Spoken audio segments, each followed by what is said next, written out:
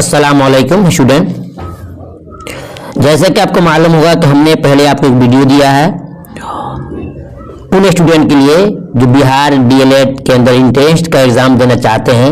हमने मुकम्मल सिलेबस दिखा दिया है कि कौन कौन से टॉपिक से आपको पढ़ना है और वो टॉपिक 18 हैं और उसी टॉपिक से आपको इंशाअल्लाह पर डे वीडियो मिल जाएगी और साथ में आपको पीडीएफ भी दिया जाएगा। और हमने वीडियो के बाद पीडीएफ देने का शर्त बताया है, उस वीडियो में देख लीजिएगा। आज भी सुन लीजिए, हर वीडियो में मैं आपको नहीं बताऊंगा। बताया गया था कि आपको पीडीएफ देने के लिए शर्त यह है कि आपको हर पीडीएफ के कोड दिया जाएगा, गोपनीय होगा। वीडियो जब सुनेंगे तो उसमें किसी भी पल आपको उस वीडियो का पीडीएफ का आपको कोड नंबर लिख भी दिया जाएगा और बोल दिया जाएगा। जैसे आप मेरे व्हाट्सएप पे अपना नाम और डिस्ट्रिक्ट और पीडीएफ का कोड जो है लिखेंगे मेरे व्हाट्सएप पे, तो आपको पीडीएफ भी दी जाएगा। और आपसे बस यही एक आरज़ू उम्मीद है कि हम चाहते हैं कि हमारे बिहार के अंदर जितने स्टूडेंट हैं, चाहे हमारी बहनें हैं या हमारे भाई हैं, बड़ी मेहनत के साथ इंसान को नौकरी मिलती है और उसके लिए प्रयास कर रहे हैं। मेरी दुआ है कि अल्लाह ताला आपके इस इंटरेस्ट को निकाले, आपको कामयाब करे और डीएलएड को पास करें और एग्जाम में बैठ करके अपनी नौकरी और अपनी जिंदगी को संवारने की कोशिश करें। मेरी दुआ है, बस आपसे मेरी गुजारिश है कि वीडियो जब देखिएगा ईमानदारी के साथ, बिल्कुल फ्री ऑफ कॉस्ट में आपको वीडियो भी दूंगा और पीडीएफ दूंगा। ईमानदारी के साथ कम से कम 5 दोस्तों को शेयर कीजिएगा ताकि उनको भी फायदा हो जाए। अल्लाह ने फरमाया, मेरे नबी फरमाते हैं, उलमा किराम कहते हैं कि करो मेहरबानी अहले ज़मी पे, करो मेहरबानी अहले ज़मी पे, खुदा मेहरबान होगा अर्शे बरी पे। यानी आपको अगर फायदा लग रहा है तो इससे आप दूसरों भाइयों को वीडियो पहुंचा कर करेंगे, इंशाअल्लाह उनको फायदा होगा, उनके दिल से दुआएं निकलेगी तो आप भी कामयाब हो जाएंगे। तो मेरे दोस्तों, मेरी वीडियो देखिए, आप मेरी माँ बहनों से, मेरी बहनों से, मेरे भाइयों से मेरी गुजारिश है कि वीडियो देखने के साथ साथ दूसरों को शेयर कीजिएगा और बिल्कुल फ्री में आपको पीडीएफ भी दूंगा, वीडियो भी दूंगा। बस आपसे गुजारिश है वीडियो को लाइक जरूर कीजिएगा और 5 दोस्तों में कम शेयर जरूर कीजिएगा, ठीक है। और कोई भी आपको परेशानी हो तो कमेंट में लिख सकते हैं या डायरेक्टली मेरे पास कॉल करके बात कर सकते हैं। बात करने के टाइमिंग है कि संडे यानी इतवार के दिन रात में जब भी चाहे आप कॉल कर सकते हैं। लेकिन अगर उसके अलावा अगर बात करना है संडे के अलावा, इतवार के अलावा, तो नाइट में 9 बजे के बाद से मेरे पास कॉल करके अपनी परेशानी को हल करा सकते हैं। तो जी स्टूडेंट, आइए आज जानेंगे कवायद किसे कहते हैं। हमने कल के वीडियो में बताया था कि कवायद किसे कहते हैं, आज बताएंगे कवायद के अज्जा कितने हैं, कवायद को कितनी चीजों में बांटा गया, कितने हिस्सों में बांटा गया है। ये बहुत इंपॉर्टेंट है, इम्तिहान में एक नंबर आ सकता है कि कवायद के कितने हिस्से होते हैं, कवायद के कितने हिस्से होते हैं। हर एक बात आपके लिए इम्तिहान के लिए काबिल तारीफ है, आपको हर एक बात को ध्यान से सुनना होगा, वीडियो को स्किप नहीं कीजिएगा। देखिए आज पढ़ेंगे आप कवायद और उसके अज्जा, यानी उसकी क्या क्या जुज़ है, क्या क्या शक्ल है, कितने हिस्सों में उसको बांटा गया है। तो देखिएगा कवायद और उसके अज्जा यानी कितने हिस्सों में बांटा गया है, उसके जुजियात कितने हैं। या देखिएगा कि कवायद को 5 हिस्सों में बांटा गया। कितने हिस्सों में स्टूडेंट? 5 हिस्सों में। ये भी क्वेश्चन हो गया आपका ऑब्जेक्टिव में कि कवायद को कितने हिस्सों में बांटा गया है। 1 2 3 5 6, आप चुनेंगे कितना कि 5 हिस्सों में बांटा गया है। ये 100 आपका क्वेश्चन हो गया इम्तिहान में कामयाबी के लिए। आइए देखते हैं तो कौन कौन है। नंबर 1 इल्मे हिज्जा, नंबर 1 इल्मे हिज्जा। इल्म हिज्जा क्या है वो मैं आपको तफसील से बताऊंगा। 2 में है इल्मे सर्फ, 2 में है इल्मे सर्फ, पहले सर्फ को सुन लीजिए। और 3 में है इल्मे नहव, 3 में है इल्मे नहव। और 4 में है इल्मे बलागत और 5 में है इल्मे उरूस।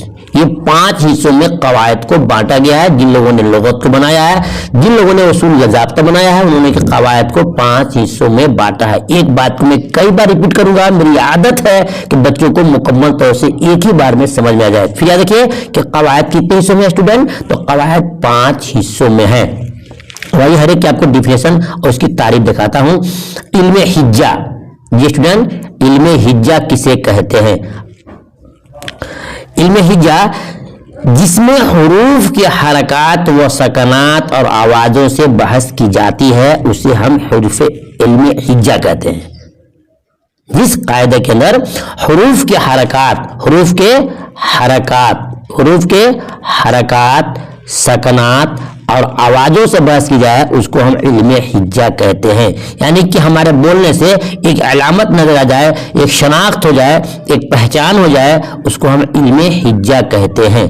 ताकि हुरूफ को सही तलफ़ुज़ मालूम हो जाए, ताकि हुरूफ के सही क्या तलफ़ुज़ मालूम हो जाए कि किस तरीके से इसको हमें पढ़ना है, और उसको इल्म हिज्जा कहते हैं। फिर याद रखिए कि जिसमें हुरूफ की हरकत, सकनात, आवाज़ों से बहस की जाती है, क्यों? ताकि हुरूफ सही तलफ़ुज़ मालूम हो जाए, सही अल्फाज मालूम हो जाए, उसको इल्म हिज्जा कहते हैं। ये हो गया। नंबर 2 में इल्म सर्फ है, जो में क्या है? इल्म सर्फ है। इल्म सर्फ किसे कहते हैं ये भी आपको जानना है। इल्म सर्फ, इसमें अल्फाज के साख्त, बनावट और उसके तग़य्युर व तबद्दुल से बहस की जाती है। कैसे अल्फाज बदलते हैं, उसके मानों में क्या फ़र्क आता है, इन तमाम चीज़ों को जानने के लिए आपको इल्म सर्फ पढ़ना पड़ेगा। तो इल्म सर्फ जिसमें अल्फाज की साख्त, बनावट, साख्त का माना होता है बनावट है, अल्फाज की साख्त, बनावट और उसके तग़य्युर व तबद्दुल से, यानी कैसे बदलता है, कैसे उसको ऊपर नीचे करते हैं, उसको हम कहते हैं इल्म सर्फ कहते हैं। जो गर्दान भी आता है कि एक ही लफ्ज है, कैसे इसमें जैसे फ़अला, फ़अला, फ़अलु, फ़अलत, फ़अलना, यानी कि कहाँ पर वाहिद है, कहाँ जमा है, कहाँ तस्निया है, कहाँ मतलब कि क्या है, इन चीज़ों के इल्म कहते हैं इल्म सर्फ कहते हैं। मालूम क्या? इल्म सर्फ जिसमें अल्फाज की साख्त, बनावट और उसके तग़य्युर व तबद्दुल से बहस की जाती है, उसको इल्म सर्फ कहते हैं। नंबर 3 में आते हैं इल्म नहव। इल्म नहव क्या है? जिसमें जुमलों की साख्त, वहाँ है इल्म सर्फ में क्या है? अल्फाज की साख्त। यहाँ क्या है? अल्फाज की साख्त। यहाँ क्या है? जुमलों की साख्त। यही फर्क है, अल्फाज और जुमला में। सेंटेंस को हम जुमला कहते हैं, इसमें जुमलों की साख्त, बनावट और उसके तरकीब व तरतीब से बच की जाती है, उसको इल्म नहव कहते हैं। ये बहुत इंपॉर्टेंट है। क्या इल्म सर्फ? जिसमें अल्फाज की बनावट हो, अल्फाज की शनाख्त हो, उसको कहते हैं इल्म सर्फ। जिसमें जुमलों की साख्त हो, उसको कहते हैं हम इल्म नहव। देखिए ऑब्जेक्टिव क्वेश्चन पूछ सकता है कि जिस इल्म के अंदर अल्फाज की बनावट का तग़य्युर तबद्दुल को मालूम हो, उसको क्या कहते हैं? विकल्प दे सकता है आपको, इल्म बलागत, इल्म सर्फ, इल्म नहव और इल्म उरूज, यानी 4 विकल्प डाल सकता है।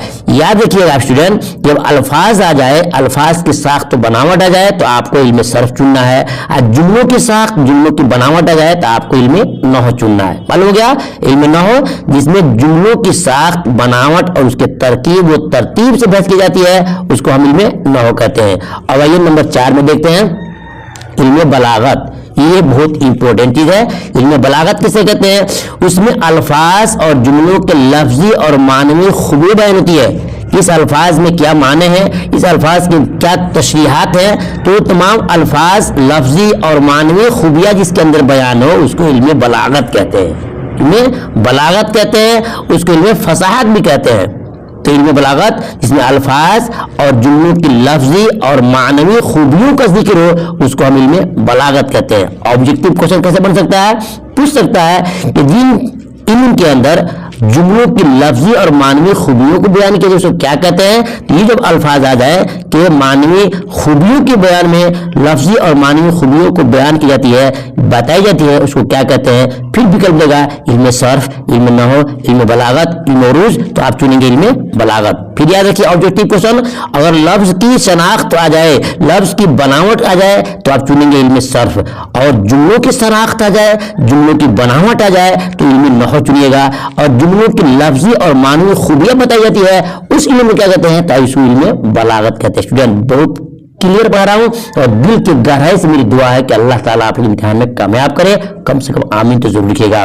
चलिए, और वीडियो को लाइक जरूर कर दीजिएगा। बड़ी ऊर्जा के साथ, बड़ी मेहनत के साथ मैं आपके लिए खिदमत कर रहा हूं, और बिल्कुल फ्री ऑफ कॉस्ट, कोई आपसे चार्ज नहीं है। वीडियो भी फ्री में देंगे और आपको PDF भी फ्री में देंगे। चलिए, उसके बाद देखते हैं नंबर 5 में क्या आता है। जो 5वां चीज है वो इल्म उरूज है। वो इल्म उरूज है। इसमें क्या होता है, इसको ध्यान रखिएगा। इसको इल्म उरूज किसे कहते हैं? इल्म उरूज इसमें शायरी के उसूल व अरकान से मुताल्लिक बहस की जाती है। अल्हम्दुलिल्लाह, याद किए कि इसमें शायरी के उसूल व अरकान से मुताल्लिक बहस की जाती है। कहते हैं शायरी के काफिया और रदीफ और ये उतार चढ़ाव, औजान, बहर और नहर जितने होते हैं, ये तमाम चीजें जिसमें बयान है, उसको हम इल्म उरूज कहते हैं। फिर याद रखिए ऑब्जेक्टिव क्वेश्चन में बन सकता है कि जिस इल्म में शायरी के उसूल व अरकान को बयान किया जाए, उसे क्या कहते हैं? फिर वही विकल्प आएगा, इल्म नहव आएगा, इल्म सर्फ आएगा, इल्म बलागत आएगा, इल्म उरूज आएगा, तो आप उरूज चुनेंगे। याद रखिए कि लफ्जों की बनावट के बारे में सवाल करे तो आप इल्म सर्फ चुनेंगे, और जुमलों के बारे में पूछे बनावट के बारे में तो आप इल्म नहव चुनेंगे, और लफ्जी और मानवी खूबियों को बयान के बारे में आए तो उसको आप इल्म बलागा चुनेंगे, और जिसमें शेर व शायरी के उसूल अरकान मालूम हो उसे क्या बोलेंगे, इल्म उरूज कहते हैं। तो डिफिनेशन के साथ साथ अल्हम्दुलिल्लाह मैंने आपको ऑब्जेक्टिव क्वेश्चन भी सॉल्व करने का ढंग सिखा दिया। उम्मीद करता हूं मेरी बात से आप मुतमईन होंगे।